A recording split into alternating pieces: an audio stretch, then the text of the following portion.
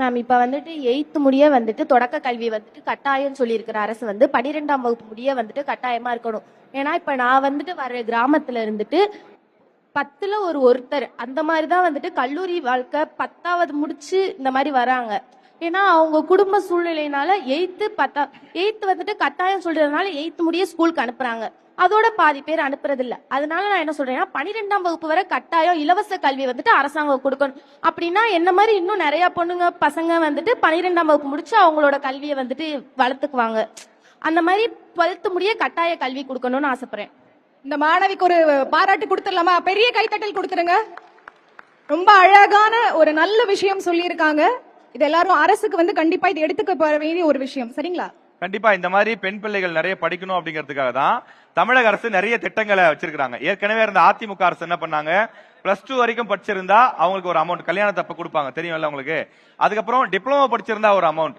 அதுவே engineering படிச்சிருந்தீங்க, professional course மாதிரி படிச்சிருந்தீங்கன்னா 50,000 ரூபாய் கொடுப்பாங்க கல்யாணத்துக்கு. அதுக்கப்புறம் திமுக அரசு வந்த பிறகு அந்த திட்டத்தை கொஞ்சம் மாடிஃபை பண்ணாங்க. மாடிஃபை பண்ணி இப்ப என்ன பண்றாங்க, படிக்கும் போதே மாசம் 1000 ரூபாய் கொடுக்குறாங்களா? அந்த திட்டத்துக்கு பேர் என்ன? புதுமை பெண் திட்டம். Very good, super. மாணவர்கள் உங்களுக்கு கொடுக்குறாங்களா மாசம் 1000 ரூபாய்? அந்த திட்டத்துக்கு பேர் என்ன? தமிழ் புதல்வன் திட்டம். Very good. இந்த திட்டங்கள்லாம் எதுக்காக அப்படின்னா இடைநிற்றல் இருக்கக்கூடாது, எல்லாரும் கண்டிப்பா படிக்கணும், நீங்க படிப்பதற்கு வறுமை ஒரு தடையா இருந்துடக்கூடாது அப்படிங்கிறதுக்காக தான் அரசாங்கங்கள், அது திமுகவாக இருந்தாலும் அதிமுகவாக இருந்தாலும், அவங்களுக்குள்ள கொள்கை வேறுபாடுகள் கருத்து வேறுபாடுகள் நிறைய இருந்தாலும் நம்ம வீட்டு பசங்க படிக்காம போயிடக்கூடாது அப்படிங்கிறதுக்காக போட்டி போட்டு நிறைய திட்டங்களை கொடுக்குறாங்க. அது எல்லாத்தையும் நீங்க பயன்படுத்திக்கணும். 8 கிராம் தாலிக்கு தங்கம் 8 கிராம் கொடுத்துருந்தாங்க. சோ அந்த மாதிரியான விஷயங்கள்லாம் இருக்கு. இதெல்லாம் நீங்க தெரிஞ்சுக்கோங்க. உங்க வீட்டு பக்கத்துல இருக்கிற எல்லாருக்கும் கொண்டு போய் இந்த விஷயங்களை சொல்லுங்க.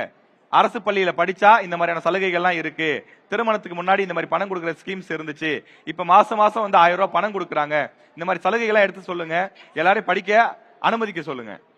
பொதுவாகவே இண்டஸ்ட்ரியலைஸ் வந்து நம்ம ஸ்டேட்ல, நம்ம டிஸ்ட்ரிக்ட்ல வந்து ரொம்ப கம்மியா இருக்கு சார்.